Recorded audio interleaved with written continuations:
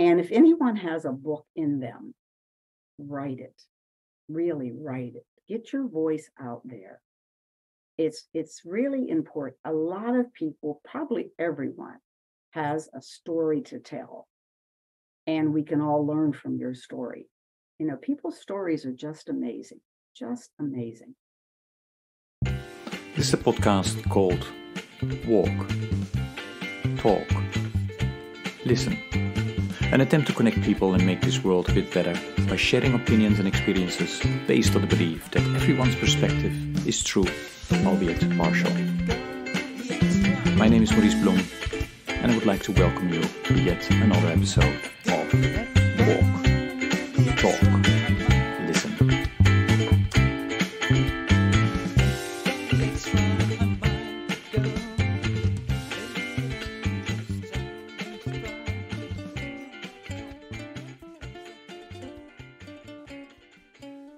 Hey everybody, this is another episode of the podcast Walk, Talk, Listen, and as always, I'm delighted with today's guest who will introduce herself.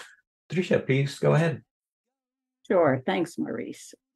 Looking forward to our conversation. Absolutely, yeah.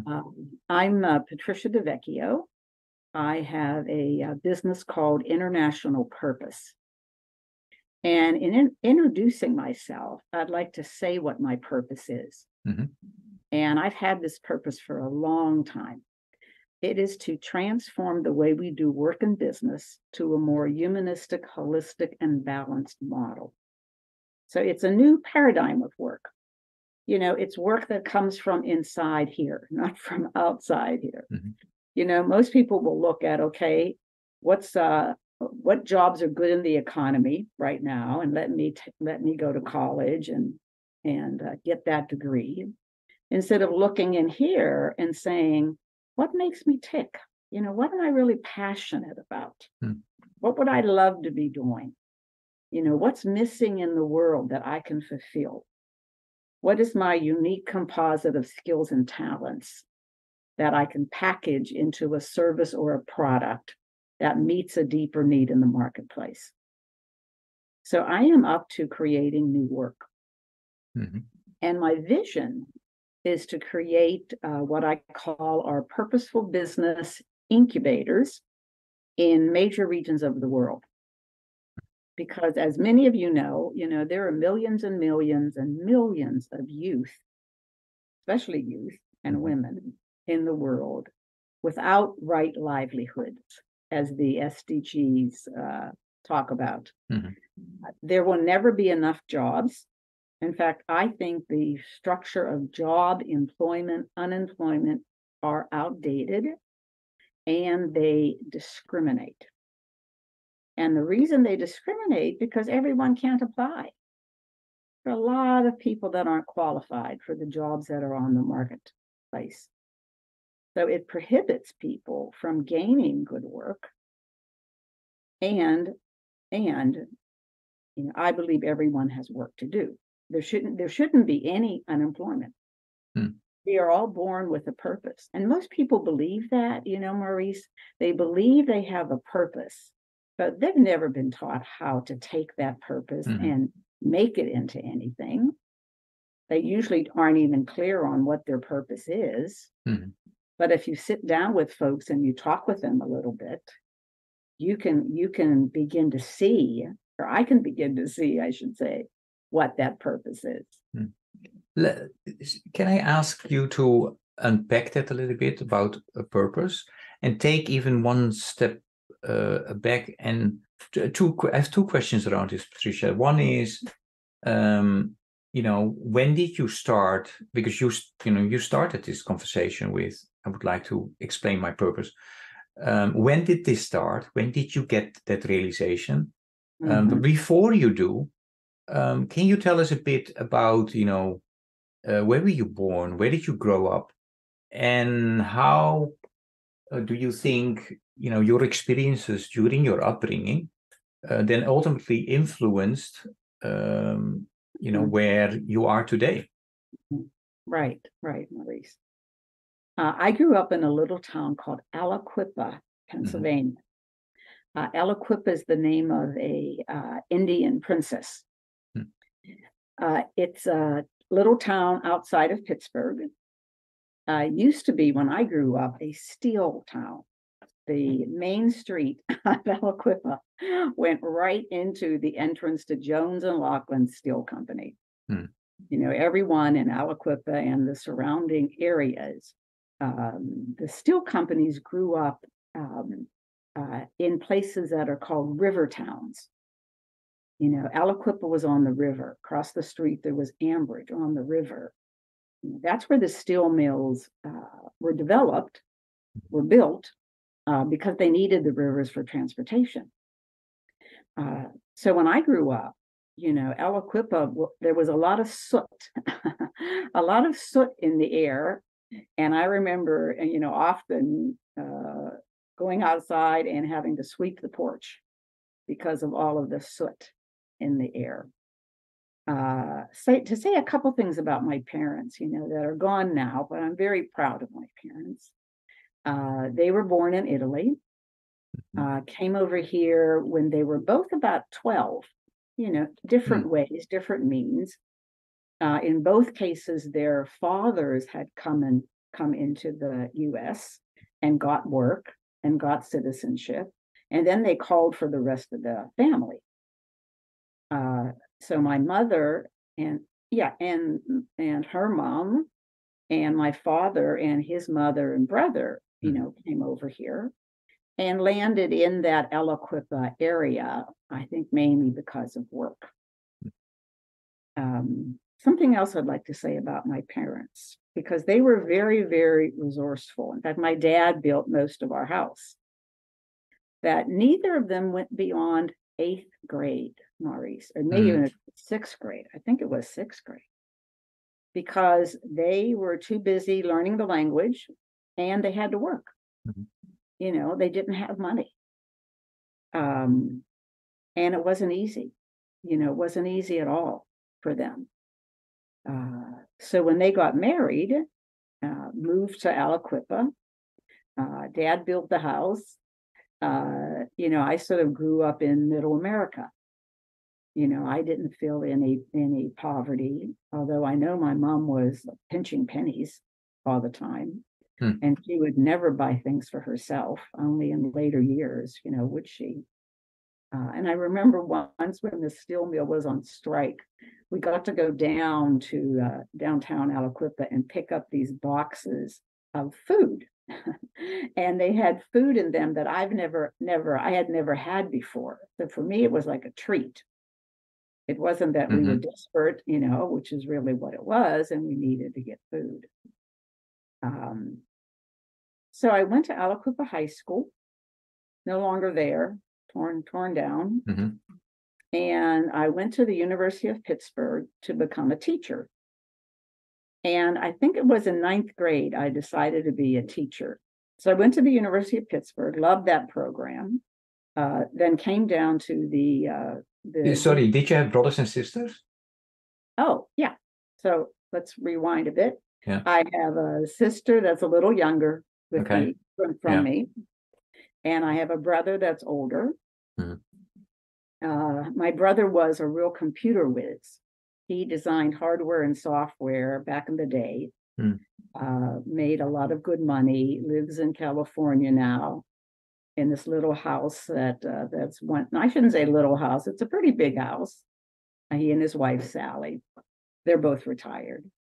My sister ended up getting a degree in psychology, worked in some local recreation parks for a while, then took some computer classes, worked at a utility company for a while. She's retired and she lives in our family home. So I still go up there often because to visit her and visit friends. I have this one friend I've had since 3rd grade, so that's fun.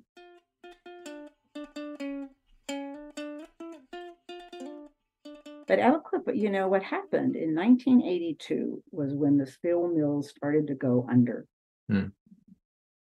My dad was just retiring from the mill, found out he had cancer, as a lot of the men did A lot of the men in the mills had cancer, got cancer because of the asbestos. Luckily, he lived many years beyond that. You know, he was 93 when he passed away. Yeah. And my mom was 95. So I have good genes. I plan to be here a while. And I do think about that, you know, because I don't plan on quitting anytime soon. Plan on passing it on to someone else because there's a lot of work to do in the world. A lot of work to do in the world. So then let us jump to when you started to be a teacher, right? How many years did you do that? I always and did you already start thinking about this purpose? Because that's where it all started, right? Our conversation. Right. No. Originally, you know, I was a pretty traditionally minded person. Yeah. Taught school for 5 years, wasn't for me. After 3 years, I knew it wasn't for me. You know, my mom would always say, Patricia, you know, you just got a degree in teaching and you're leaving. But yes, I was leaving. I was able to take a leave of absence. And I got to go to England to study the English education system. And loved it. You know, I got the travel bug. Also got to go to Amsterdam. So while I was on sabbatical, I joined a group called Wider Opportunities for Women, a career center. I loved helping other people with their careers. So I guess that's a bit of where it started. Because I was always intrigued, Maurice, by why people did what they did. You know, why they chose certain jobs in their life. But I needed to get a job because that was volunteer work. And I started working for this company called PRC Realty Systems. They automated the real estate market. They were advertising for teachers. So got that job. Was a systems analyst. I always shake my head when I think about it. Did that, did another computer type job, was able to get my master's then in human resource development from George Washington University. Okay. Loved that program. Just loved that program. And went off on my own. You know, I am one of those serial entrepreneurs. I've had a number of businesses, all sort of all really in the realm of teaching, training, facilitating. You know, I am a teacher at heart. It's just changed a bit over the years. Is that what then also ultimately made you decide to write a book? You know, you wrote in 2010 or something, or when was that? Published in 2010. Yeah. So after I got my master's, I actually started working at the World Bank and the IMF, helping them train to computer software skills, software packages. Made a lot of money, was very repetitious. By my late 30s, I hit the wall, Maurice. I really hit the wall. Found myself very depressed, couldn't get out of bed. And I always say it wasn't about moving because I had just moved, or a new love life, or, you know, another degree. So I started doing a lot of soul searching, You know, I am definitely a student of life, I call myself. So I went all over the place, you know, from different places in Europe and California, and took workshop one after another. And what I was searching for was me. Because I knew I wasn't what I was before, and I had no idea where I was going. So I actually moved to Pittsburgh. Back to Pittsburgh, and actually heard a voice tell me to move back to Pittsburgh, because I came to the belief that I was going to move. I'd tell people, oh, I'm moving. And they would say, oh, where are you moving to? And I would say, I don't know. I don't know where I'm moving. So moved back to Pittsburgh, started a holistic health center called the Life Work Center. And that's when this work and my purpose started to surface, Maurice.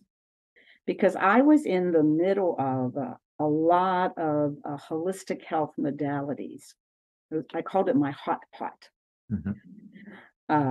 So what was brewing is what I have now as my 7 evolutionary tools, and my book that you referred to took a while. You know, I always say it took me 7 years to move from corporate America to life in my purpose.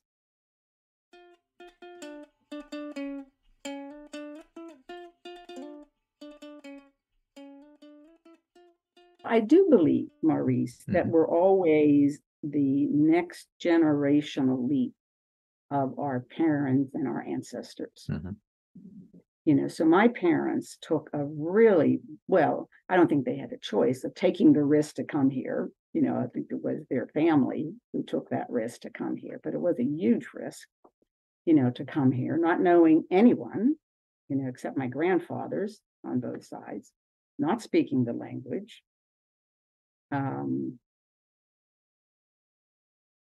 So yes, I am the next generation of my parents.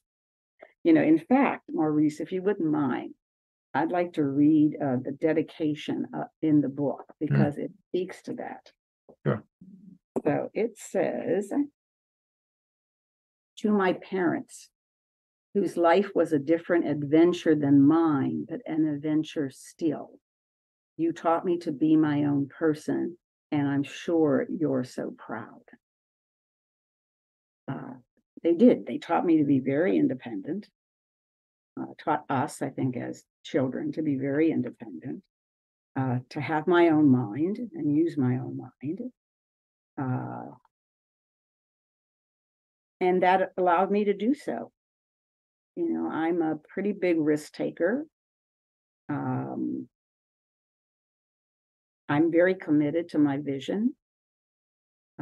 At first, when that vision came up, Maurice, I said, no way, you know, no way am I going to create these purposeful business circle incubators in major regions of the world. But now I am. I believe it, you know, and half of it is belief, right?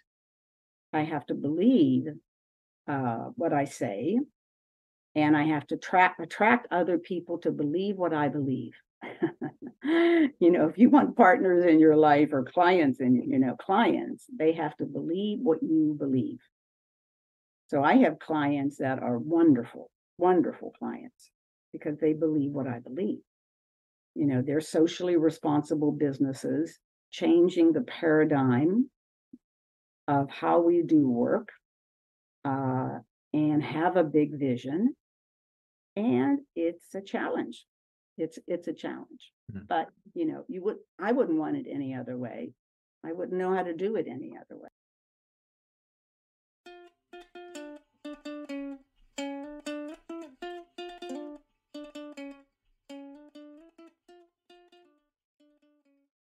Why should people buy the book and read it? And then the second question is, you talked about these these business circle incubators. So after reading the book, why should they join an incubator? So 2 questions. Why should they buy the book? And read it, right? Not only to have it on the shelf. Right. Don't just put it, yeah. Yeah. And it is for a certain type of person, Maurice. Okay. You know, it's for someone who's really looking for themselves. You know, who am I in the world? You know, what is my purpose? Willing to go a different route to get there, you know, willing to take some chances. Know they have potential, but they don't know what to do with it, how to create anything from it. And with the PBCs, which are groups, they want to do that with other people. You know, so PBCs? Purposeful business circles. Okay. That's a model that I use. It's a community model of like-minded people. And we work through the book, which is a workbook. All these people have their own businesses, small businesses, usually sole proprietors. can be larger as well. But going back to the book a minute,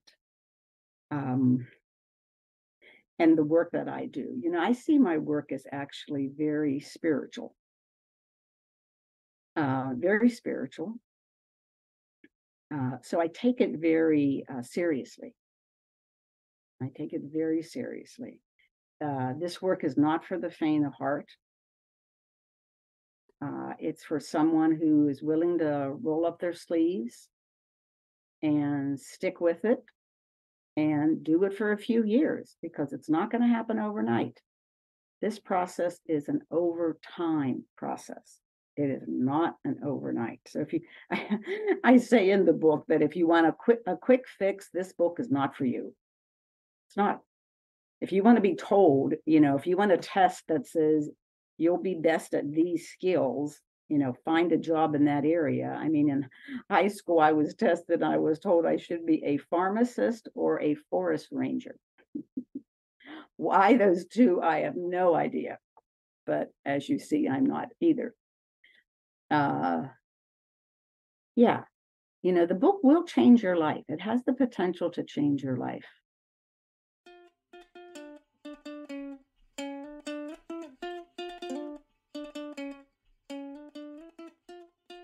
This is one that's been used quite often. Yeah. The listeners cannot see that, but I can, Right, can get a sense of that, the little worn. Yeah. And one reason is because, this book was published in 2010. Mm-hmm. And it's still very pertinent, Maurice. Mm-hmm. In fact, if you wouldn't mind, can I read a couple paragraphs? Do we have time for that? Yeah, no, yes. But I'd like to read a couple paragraphs from the very first page of the introduction. And the title is called "The Times Couldn't Be Better." And there's a quote that says, "Everyone has talent. What is rare is the courage to follow the talent to the dark place where it leads." So here's the beginning of the book. It seems like a contradiction in terms. The times in many ways seem like the worst in a lifetime. We are experiencing unparalleled change on planet Earth. From global warming to financial upheaval to the breakdown of work and business as we know it. And of course, we'd throw in a war and throw in the pandemic. Our vulnerability, humanity, and sense of security are being tested. Who we are as a human race, along with the institutional structures and lifelong beliefs held so dear, are being redefined right before our eyes. No one is immune. At some level, we are all being affected. When hard times come as now, we tend to pull back and contract. We think hunkering down while still being committed to work as usual is the route to take, when in actuality, the opposite is true. Reinvention from the inside out is needed. An overhaul that results in a new enlightened model of work and business. And I'd throw in life.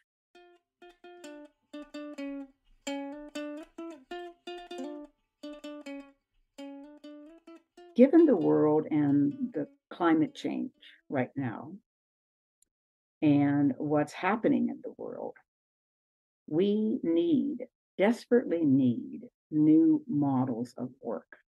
Desperately need. The traditional model has to go by the wayside. Certainly no longer command and control. And we need to write new paradigms. We need to rewrite a lot of what's going out there now, because the old isn't working. Can you help the listeners and myself actually then to give examples of the new models of working? And are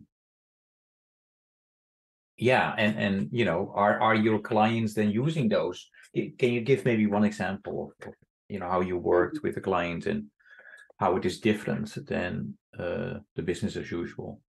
Mm-hmm. So I have a client who lives in Maryland. I think I mentioned I was in the DC area. She's originally from Ethiopia. She has a line of makeup products. But Helen's goal, the makeup is sort of a front for her business, because her mission is really around creating more jobs for people in Africa and to help them be creative. You know, she's been creating work ever since she was a teenager. You know, she's created different kinds of work in Ethiopia here. And so she's now using makeup, which is wonderful, wonderful makeup, lipstick, makeup. Yeah, understood. As I say, is a front to helping women especially feel good about themselves, be empowered. So it's a different model. It's a different model. And to me, the model, it could look like anything, Maurice. The front could look like anything, but the background is one that's really about helping people.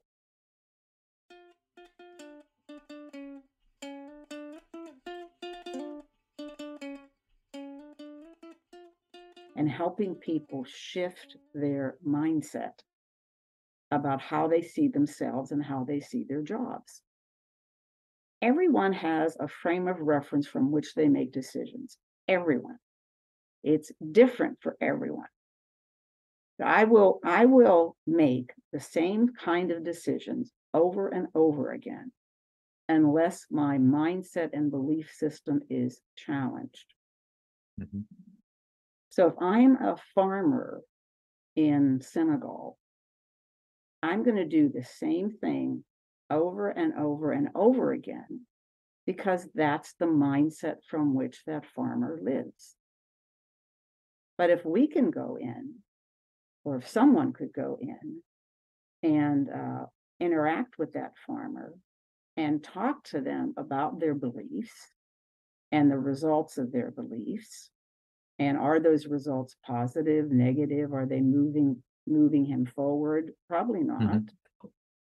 And how do we begin to shift that, to shift her belief system?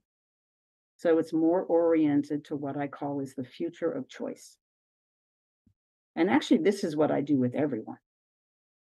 I have them look at what's the future of choice that you want, and then how do you have to think and act today to enable that future? So you're moving from the present to the future, and you're letting go of a lot of the past, except what's worthy.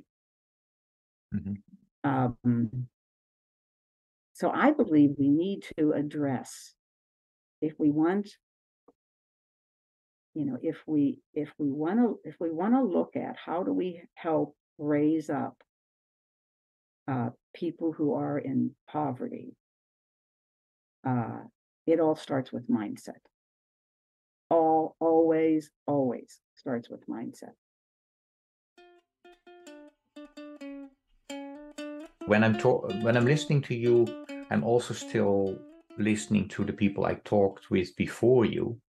Mm-hmm. And what I've heard, would it be correct is if when I listen to you that what your point is to look at life and to look at why we are here, to realize that everything is interconnected and that we should look at issues from a more holistic way. And if I'm correct, does the following resonate with you? Something that I've heard from a previous guest and said, what we need to go towards is not this neoliberalism, but we have to go towards well-being economics. If you think about meeting human needs, it definitely needs to have a connection with ecological boundaries, so more balance.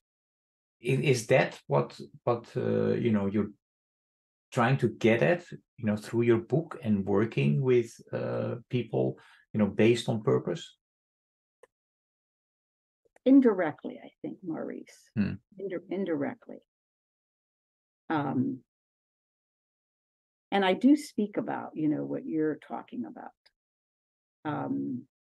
I think we have the economy all backwards. We have our belief in money all backwards. We have been made to believe that money, denotes your value, right? Your job denotes your value. That, there are no lack of resources, therefore we can use anything we have. We've sold ourselves a bill of goods that's false. And what that does, it keeps the people on the top. And believing things that aren't really true. That really aren't really true. But you see, they're so steeped in their own conviction. And I think that's true for many people. I mean, I can sometimes get on I call it high horse about what I do, and I don't always exhibit the humility that's needed. And I have to practice that. I have to practice that skill of humility. And what does that mean? What does that mean to me? But we're rewriting things, Maurice. We have to. We have to rewrite economics. We have to rewrite how institutions work, because we're all created to control. All institutions were created to control. And way back a couple hundred years ago, maybe that was needed. It's not needed now. But who's moving? Who's budging? Mm-hmm. Not the people at the top, because they're not interested in shifting power or giving up their salaries. Some are, of course. Of course, some are. And it doesn't mean that I don't like money. Money's great in the right perspective. No, thank you, Patricia, for clarifying more about the book. And I really think it's, people should check it out and then decide for themselves if they will contact you or not for further sessions. We'll make sure that we mention that in the podcast notes. I would like to go with you to the next part of our conversation. As you know, this podcast is a spin-off of 100 Mile Walk that I've been doing since 2012, and it's an attempt from my side to raise awareness and funding around on issues like hunger, poverty, and injustice. My question to you is, if you would be asked to walk 100 miles in a week or 5 to 7 days, for which cause would you do that and why? Mm-hmm. Well, I walked about 45 miles for breast cancer a few years ago. Yeah. But thinking on that question, Maurice, I would walk and ask for funding to create scholarships for the work that I do. The purposeful business circles. Those are meant to be global. They're meant to pull together the people from the East and the people from the West to come together and create a new model of work. I believe that's what's needed. And these circles are already around the world, or only in the US? Only in the US. Okay. I definitely would love to, get them out more. Yeah. And working towards that for sure. And I don't know the exact way to do that. I don't know what that model is. Yeah. Of how to get that information out. Well, if there is a listener out there that has some ideas, then they should contact you. Yeah.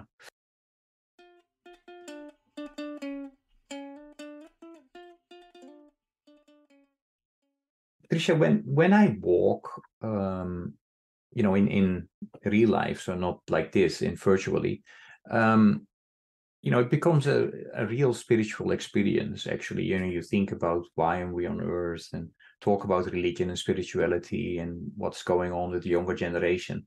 So I have a question that I always ask to my guests around that, and that is, what do you see happening among youth in your community with regard to, youth, religion, spirituality? Is that different than when you grew up? Is it similar?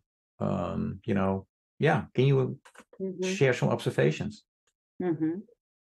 I believe in young people today.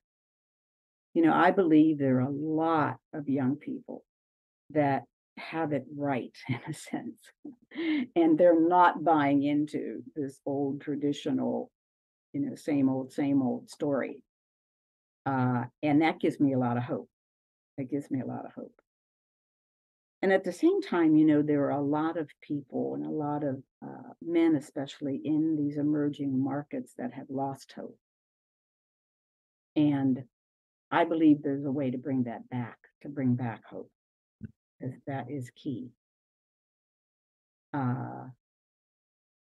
And working with youth is key. But if I ask you, in terms of how, youth relate to religion and spirituality, and especially in comparison with, the older generation, because some of my co-workers said, it's really different because, they don't go to church anymore, especially in the West. Others are saying, yes, that might be true, but that doesn't mean they are less spiritual. Only it might take it has taken on another shape, and they participate in a different way. The communities are different. So yeah, what are your thoughts?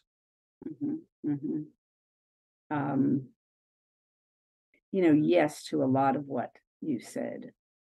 I myself grew up in a certain church, and I chose to change to a different church. And again, my mother said, once you're born in a church, you die in a church. Well, that was not my belief. So I now belong to a church in DC. I love it. I love this church. It's like going to a workshop every Sunday.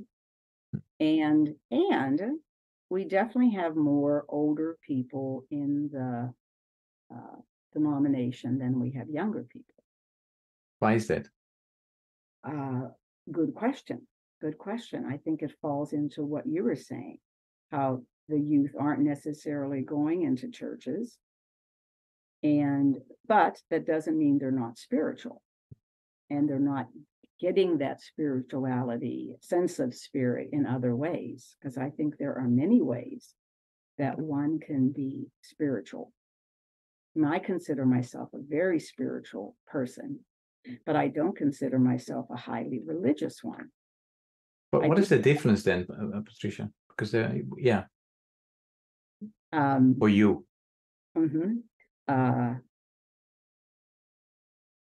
The difference is, that to me, if I was highly religious, I probably would go to church every Sunday, tithe 10%, contribute in certain kinds of ways, and believe in everything that is said in that church. I don't believe everything that churches say. And that's okay for me. I can still be a member of the church I'm in. Now, I hesitated when I joined the church because I see myself as very non-denominational and believe in many religions. There are wonderful, wonderful religions in this world. Yeah, about religions, I understand how you define religion now. But you also said I'm not religious, but I'm much more spiritual. So tell us a bit about what does that then mean? I understand that, your kind of description of how you consider what you consider religion to be. So what I consider spiritual to be is some of what we've talked about, Maurice. Believing that we're all one, that I'm here to serve and to serve other people. Doesn't mean I don't serve myself, but I have a purpose. I have certain rituals that I follow. Like in the morning, I have a couple inspirational books I read from. I meditate, I journal, I write a letter to God. And that morning time is often the best time of the day for me, really. Because, Maurice, I don't always wake up positive. I can wake up negative. And because of that, and because I want to hold a positive mindset throughout the day, I need to do certain things. So I have a morning ritual, I call it, where I do different things. One is I read from an inspirational book. I write a letter to God, and I'm often, enlisting God's help. And I know God always replies to me, always, always. I mean, I really have that faith and trust. And it may not be immediate, but the answer does come. As long as I ask, Maurice. The trick is I have to ask. And I often read from a book called The Story of Jabez. I'm going to spell that, Jabez. Okay. Very popular book a number of years ago. And basically what it talks about is, starts out by saying that Jabez, the word Jabez means pain. And so he would pray a prayer to God, asking him to enlarge his territory. Now, back then, territory meant land.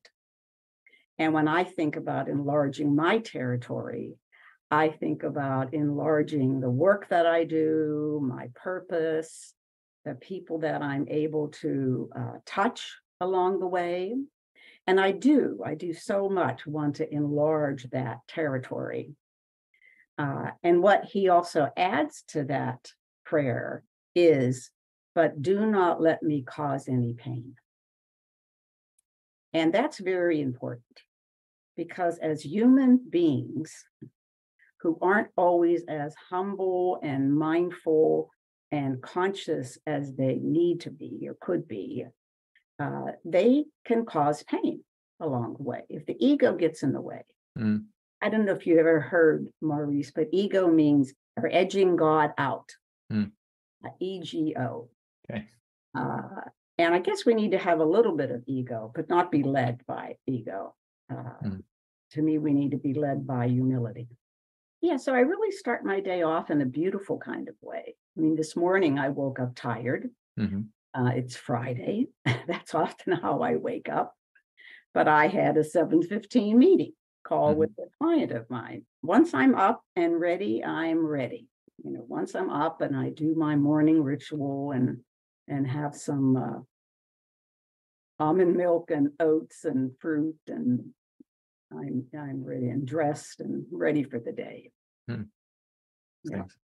Well, thanks for sharing that, Patricia. I think that, that's will give a lot of comfort and inspiration to our listeners. So. One of the things that I hope we will be able to contribute to with this podcast is to connect people. And and because I really believe that showing different perspectives and might lead to different folks talking with each other, and conversation, dialogue might lead to more understanding, and then ultimately, maybe a better world. Might be naive, but that's really what I hope to contribute to.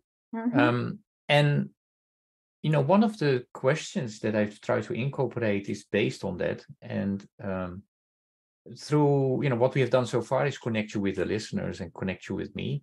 What I'm now going to do with the next question is to connect you with the previous guest, because the previous guest has a question for you.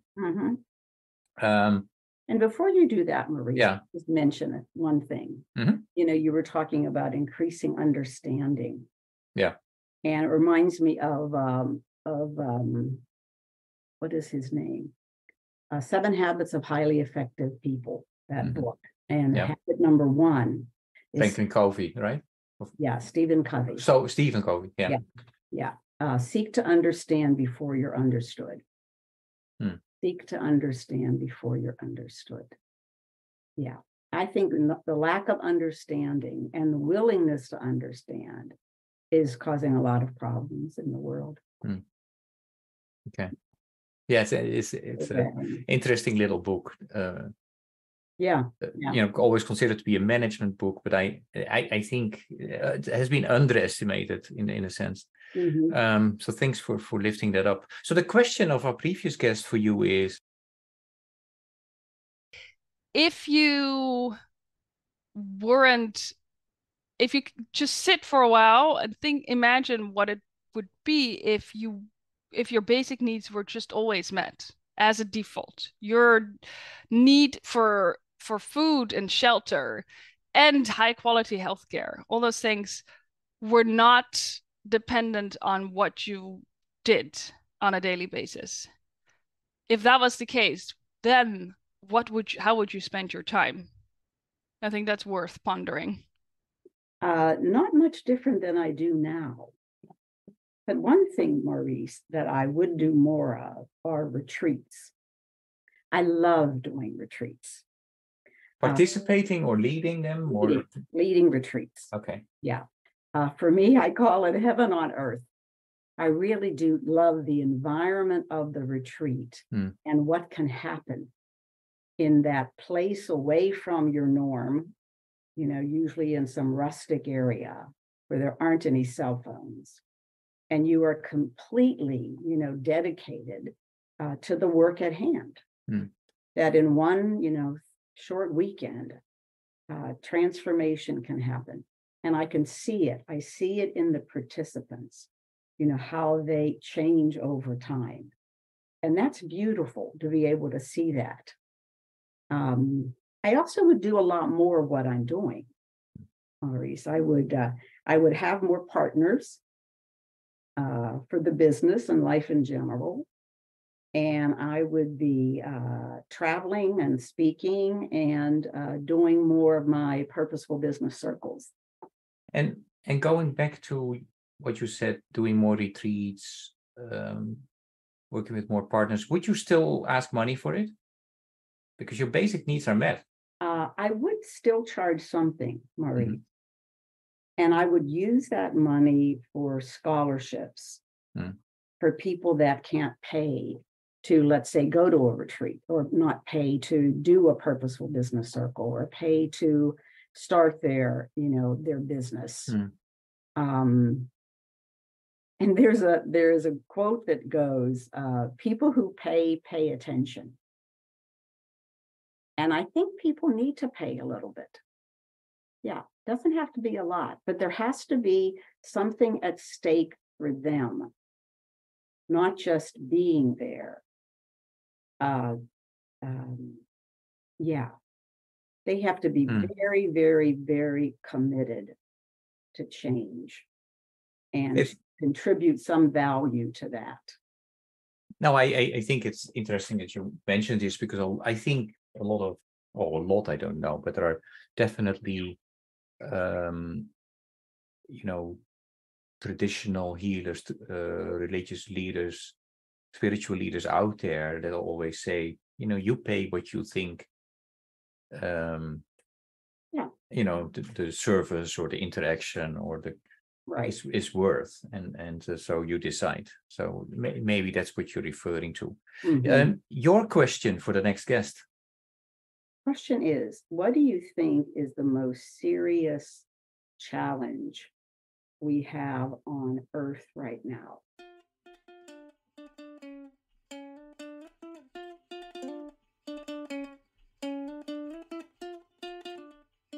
Well, I do think that we have many challenges, and I think as a world, we kind of came together and came up with, well, we need to ensure that our world is more sustainable, and in order to get there, we need to address 17 sustainable development goals. Right. I always ask a question about this. It's not perfect, this framework. Right. I think it's the best we have. The first question is, what do you like our listeners to know about the 17 sustainable development goals? Question one. Second part is, a growing group of people around the world is saying that one of the reasons that we are not reaching those goals, that we are behind, is that we did not pay, or we are not paying proper attention to the skills, knowledge, and ability that you need as an individual and as a community to work on those systematic and changes in processes. Yeah, what are your thoughts? And as a result of this, they said, therefore we identified 5 inner development goals: being, thinking, relating, collaborating, and action. So my second question to you is, what are your thoughts about the inner development goals? So I have 2 questions for you. I don't think people pay enough attention to things until it affects them. When it affects one directly, then they'll pay attention. I think that's a problem of climate change, although it is directly affecting many, many more people. But a couple of years ago, when they started to talk about climate change, people didn't take it seriously because it wasn't affecting them at the moment. And I think some of that might be happening with the SDGs. It's like it's not in their backyard, Maurice. I might be sitting here in Virginia right outside of DC and feel very touched by a lot that's happening in my world. And I'm probably, to be honest, a little more concerned than most because I've been in and I've worked in different countries. So I'm more sensitive to what's happening in the world, especially in Afghanistan, having been there a couple times. But I think, if I look at just America, middle America,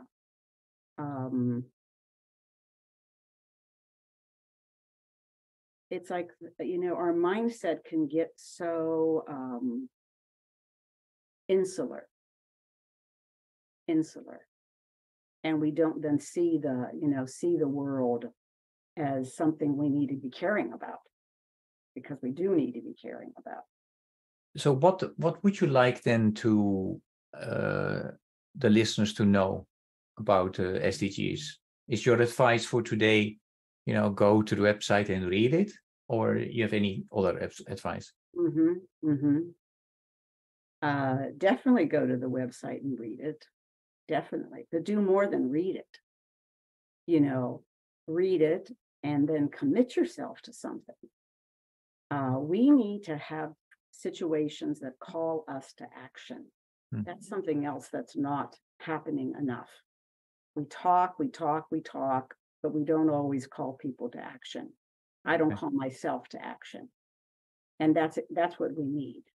Okay. I like your advice. So check out the website, read it, and pick one and get into action. What about your thoughts on the inner development goals? What do you think? Since my work is very aligned with that, and my book, Evolutionary Work, has 7 evolutionary tools, which are all inner. They're all inside of us. I always say some of them we have, many of them we don't. But I believe everything happens from within us. So I'm a total believer in the inner development goals. And we have not addressed those, as I think we need to in the world.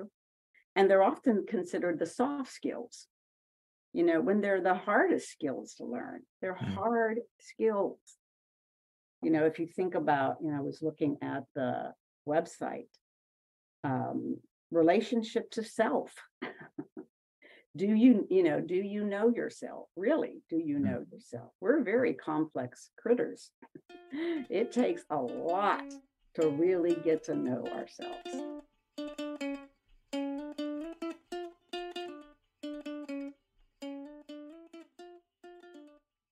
Yeah, talking about the inner and about the self, music is very important to me. So I always have a question about music as well. If I ask you to name a song or a piece of music that best describes, for a big part, what you are about, which song or piece of music would that be and why? The song called Happy. Pharrell. I could hear the tune in my head. Mhm. Right. It just puts a smile on my face, even when I think about it. It Yeah. puts a smile on my face. Mhm. And you can't help but smile, when you hear that song. Mhm. You really can't help but smile. I also love jazz, Maurice. Mhm. And I love jazz, I believe, for the feeling it gives me. Yeah. It really touches me. And I love to watch the musicians at play, because in jazz, everyone gets a turn to shine. Everyone gets a chance to play a piece. And there's actually a book out. I think it's called The Art of Jazz. And I like swing dancing, so I like big band music. Mhm. I don't generally like it, to be honest, but I like it when it's playing, in order to dance, in order to swing dance. It's like Yeah. can't stand still. I can't stand still, and nor can I stand still when I'm listening to jazz. I don't know how people do it. I Yeah. don't know how people sit still when they're listening to such great music. Hard for me. Yeah. I was, when you were talking about jazz and leadership, I don't know if you're familiar with them, but you have it's a couple. They run a leadership consultancy, and they use jazz as the main feature. His name is Greg Thomas, and his wife is Jewel Kinch Thomas. The Jazz Leadership Project. If you don't know about them, I would definitely, look them up on the web. Same as for the leadership, and I hope that they will be my guests in the future podcast episode. Yeah. Patricia,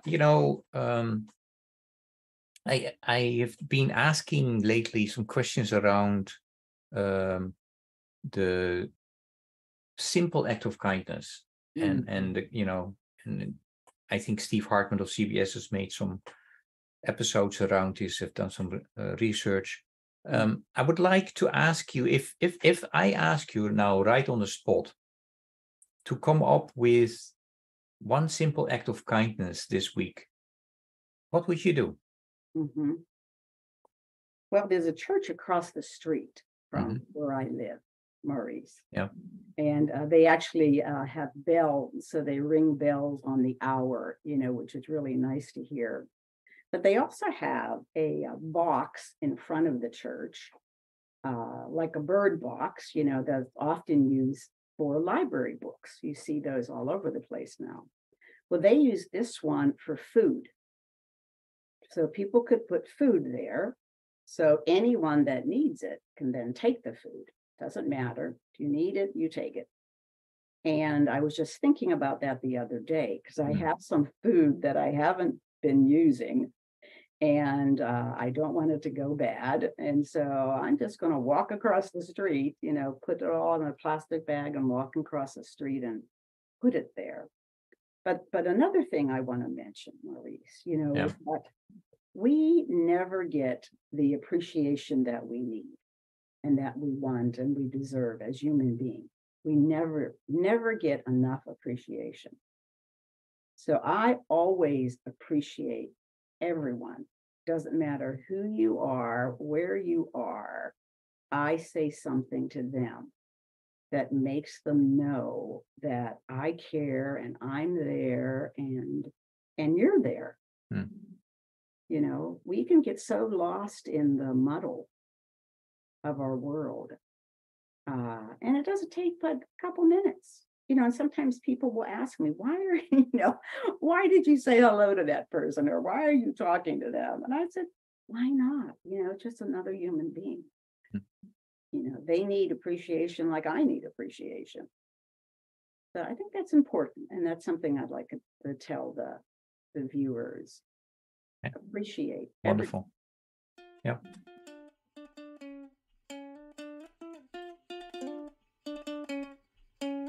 Yeah, these conversations always go fast. We're almost at the end. Do you have any message, question, or invitation for the listeners? Yeah. Don't sit on your hands. We can't afford to sit still right now.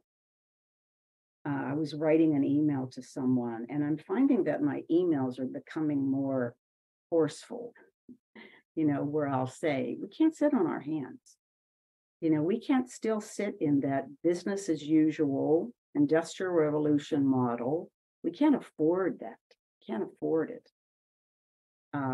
Either you're part of the solution or you're part of the problem, right? I mean, it's true. One or the other. Can you be both? Can you be both? Sure. Sure, you can be both. I choose to be part of the solution and solution oriented, because I think that's another part of it, is that some people are very problem oriented and they look at everything from the problem, the negative, instead of from the solution and the positive. You'll get a lot further if you're solution oriented, and you'll be a lot happier because you're going to be coming up with answers instead of making everything a problem. Everything is not a problem. No, I'm asking you because I feel that I, sometimes I'm part of the problem and sometimes part of the solution. So, even in my best efforts, there are things that I definitely am part of the problem in terms of contributing. Sure. So, but I've met actually, and also within my podcast, I've interviewed people where I think like, oh wow, you're definitely example of how it should be, and I'm not always there, so that's why I asked you the question. So I don't think anyone is, Maurice, and I don't think we should be hard on ourselves about it. We aren't always at our prime or always on purpose, or because we're human as well, and that humanity in us needs to be addressed, needs to be cared for. On that note, I would like to thank you for today's conversation, for your willingness to talk with me, to share your story, your experience, make sure that people, can find your book. Is there any question that I should have asked you that I didn't?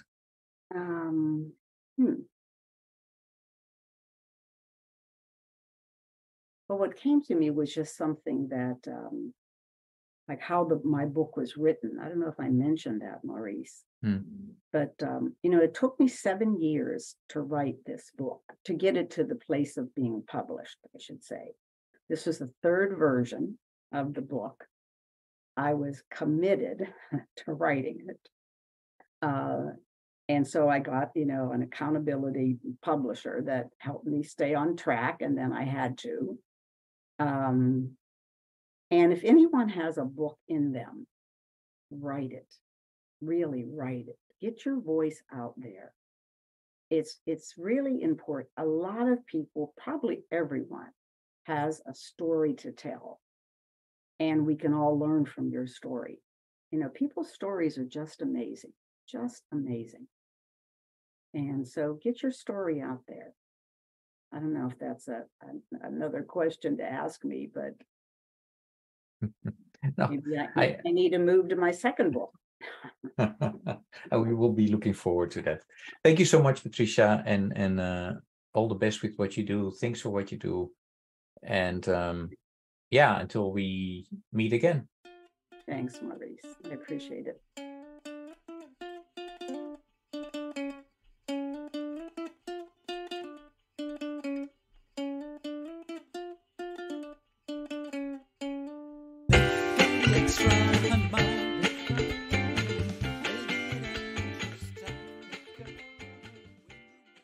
Thank you for listening to Walk, Talk, Listen.